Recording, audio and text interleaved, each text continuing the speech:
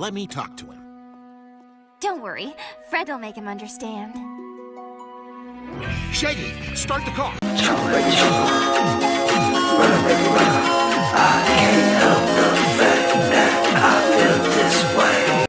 Scooby-Doo is a franchise that's been in perpetuity since the 60s and will probably be around long after we die. Mystery Inc. has been through so many different iterations, live action, toddler form, and heavens knows I love the darker feeling and visual styles from the 90s VHS movies. But sometimes it's good to just sit back and unwind with some good old-fashioned camp. And those who are clamoring for more serialized Scooby-Doo, well, here's your answer. Mystery Incorporated.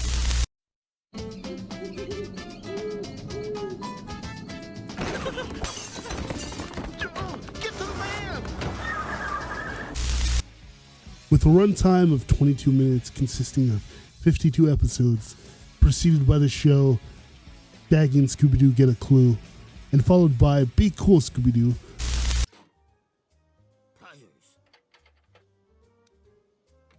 Gee, Scoob, your electrical engineering degree is coming in handy. Finally. We have Mystery Inc., which is the 11th incarnation of Hanna-Barbera Scooby-Doo Saturday morning cartoon series. It was produced by Warner Brothers Animations and premiered on Cartoon Network on April 5th, 2010. Created by Tony Cervone and Spike Brandt, while also being produced by Mitch Watson, whose previous works were The Looney Tunes Show, Duck Dodgers, Animaniacs, and various Tom and Jerry direct DVD movies. With an all-star cast consisting of Frank Welker as Scooby-Doo and Fred Jones, Matthew Lillard for the first time as Shaggy. You may recognize Matthew Lillard as the current voice of Shaggy. Also, he was live-action Shaggy, so that's neat. Get over here!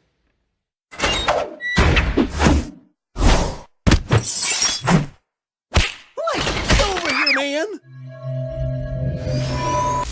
Ray Delisle / Griffin, who's returning as Daphne but has been Daphne since the early 2000s, and Mindy Cohen, who is also returning as Velma, but this is her last performance as Velma as she passes the torch on to the next generation.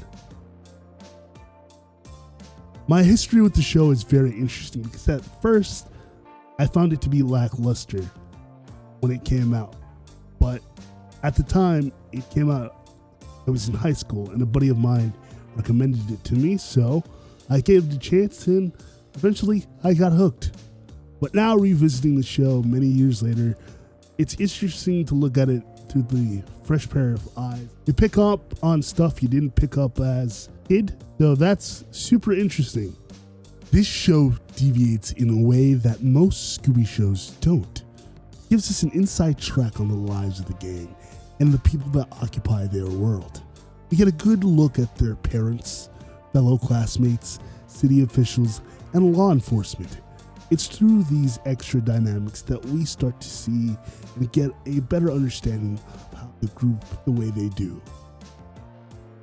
The format of the show follows the likes of Buffy the Vampire Slayer, Supernatural, and The X-Files. Granted, Scooby-Doo is no stranger to the freak of the... It just hits differently knowing that everything is connected.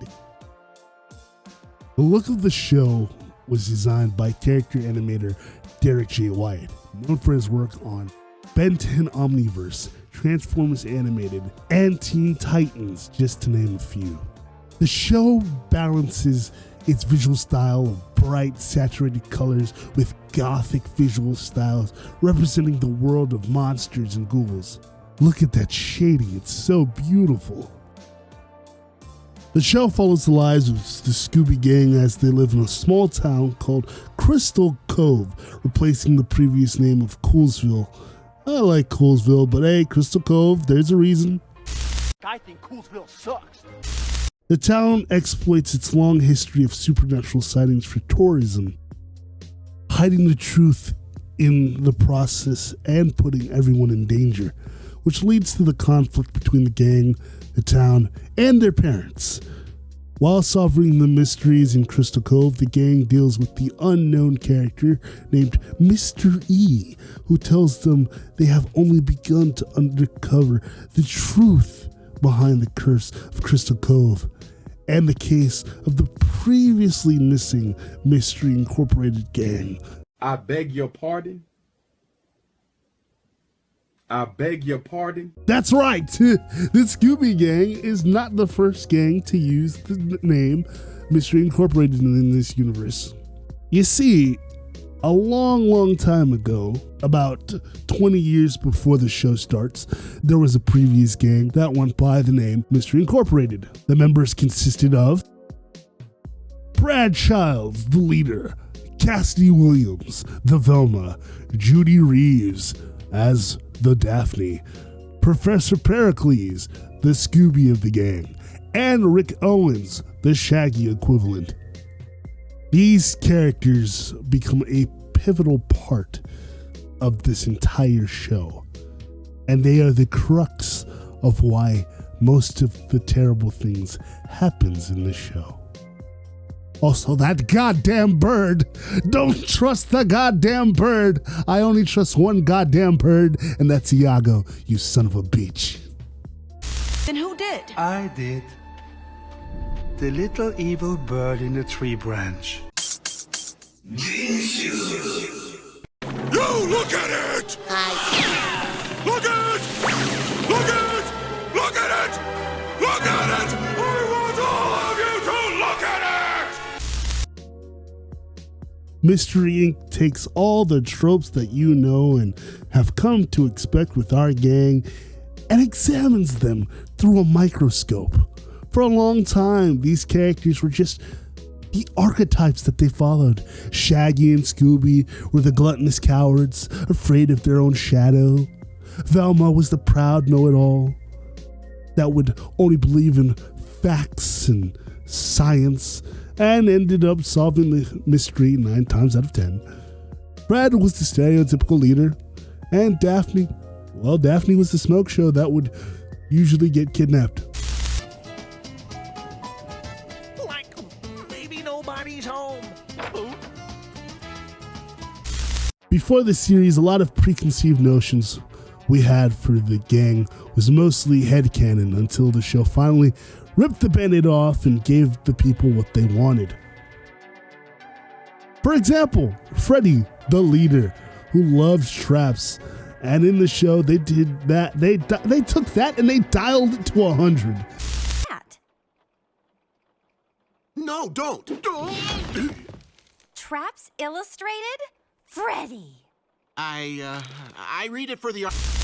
You can argue that in this series, he gets the most focus. He's the main character. They make Freddy interesting. But Fred has always been interesting. He's just the lovable himbo. I guess himbo is the word. I don't want to say himbo, but Freddy's just the guy you know and love. Granted, he doesn't have a catchphrase. I mean, let's split up, gang, I guess. But, you know. I like Fred, okay? Don't judge me. Daphne goes from her usual Valley Girl heiress persona to a love-struck teen. And considering how Freddy's obsessed with traps, this leads him to have a very narrow mind, which causes friction between himself and Daphne. Daphne, now I need to talk to her. Daphne's gone.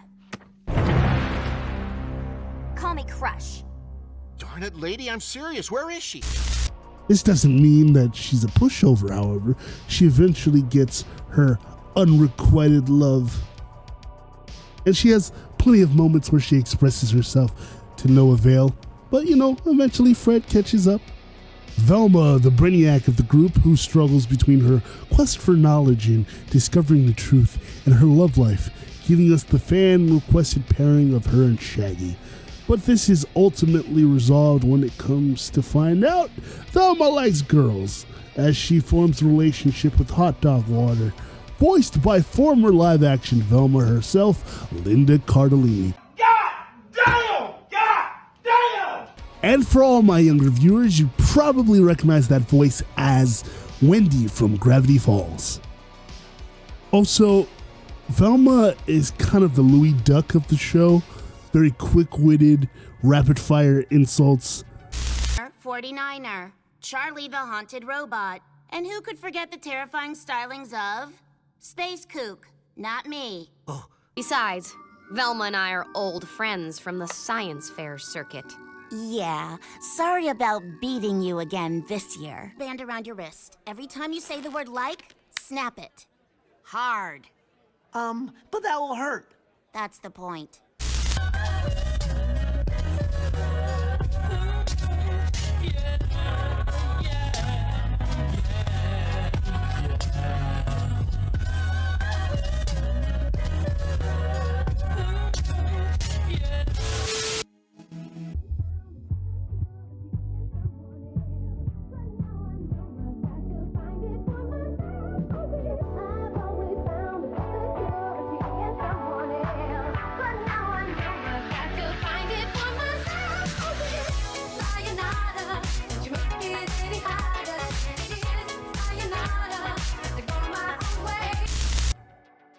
Her dry wit is center stage in the show, going as far as to throw massive hits at Shaggy. Also, she gets the smoke with everybody. Some characters that we come to love are Angel Dynamite, a DJ who works at Crystal Cove's K-Ghoul Radio. She befriends the Mystery Incorporated gang and is very close to Velma. She also turns out to be a former member of the original Mystery Incorporated, as she's revealed to be Cassidy Williams. And she's also working with the mysterious Mystery, seemingly to protect the new Mystery Incorporated. Next, we have Fred Jones Sr., voiced by the infamous Gary Cole. Trust me, you've heard that voice before. He was the corrupt mayor of Crystal Cove and the, adopted father of Fred Jones Jr. That's right, Freddy is adopted. Benevolent mushroom caps, Fred. Screaming pandas. Pickled porcupines. What in the name of whole wheat toast is going on? Easy fantasy, Fred. Didn't you hear me when I said if you see a ghost girl, do not go to the prom with her? On the surface, he seemingly only cared about making money for the town's mysteries rather than solving them, which conflicted with his son, contributing to an already awkward relationship. In reality, this was a cover for a much darker and obsessed personality, one who had gone to great lengths to complete the planispheric discs, which was a map that contained coordinates to a plane of infinite treasures and the crystal sarcophagus holding the evil entity. TLDR, basically, Crystal Cove was founded by a group of conquistadors who hoped to hide their hidden treasure, but come to find out the treasure was cursed. The reason why it was cursed, and the reason why the town is named Crystal Cove in the first place, is because of the crystal sarcophagus. And inside said crystal sarcophagus lies the evil entity, aka Satan. Said evil entity is part of a race known as the Anunnaki, a race of creatures living in another dimension. Every few thousand years or so, during an event called Nibiru, the barrier between their world and our world grows weak, allowing the Anunnaki to visit Earth. Some of them are good and they tend to help humans, while others are evil. And it was revealed in that sarcophagus beneath Crystal Cove contains the most evil Anunnaki, which is probably Satan. I'm just gonna call it Satan. Also, Scooby is a descendant of one of them. They have no physical forms, so they inhabit various animal bodies. So, yeah, that is pretty much how we got Egyptian gods the Monkey King, and yeah, Scooby-Doo is part god or celestial or whatever. Also, those who are descendants of this race have longer lifespans than normal animals, and they also have intelligence. So that's the in-universe explanation of why Scooby and characters like Professor Pericles are smart. So going back to Fred Jones Sr., he forced the original Mystery Incorporated to leave Crystal Cove, bargaining away the guardianship of their little baby, well, the baby of Brad Childs and Judy Reeves, aka Fred. So yes, Fred comes from money, just like Daphne, which is not that surprising also in the show because his dad was the mayor, so either way he comes from money, but alright. And it causes Fred to go through an existential crisis. But yeah, Fred Jones Sr. also was a villain. Well, obviously he's a villain, but he was a creepy villain. So by the end of season 1, we come to find out that Fred Jones Sr. was the freak of Crystal Cove, which was probably one of the most creepiest and like threatening villains until Fred puts the pieces together in a very sad way.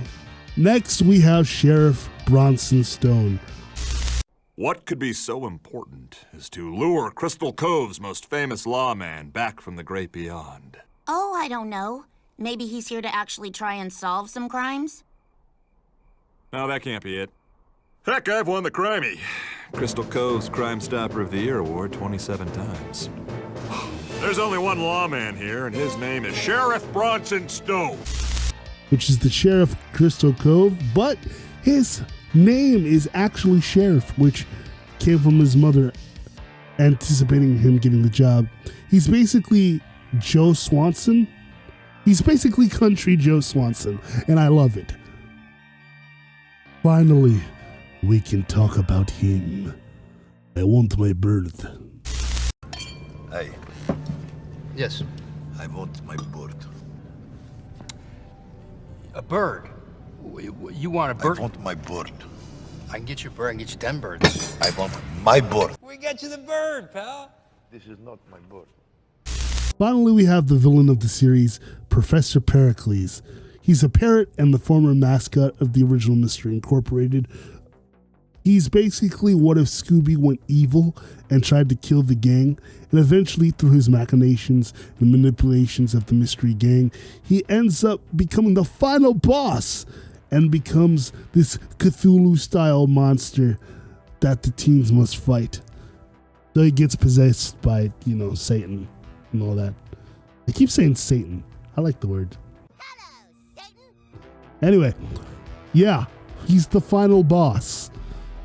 But what would you... Duh! Look at him! He's a freaking weird British bird. Would you really trust a bird that looks and sounds like him? Have you not seen Rio and Rio 2? I'm just saying.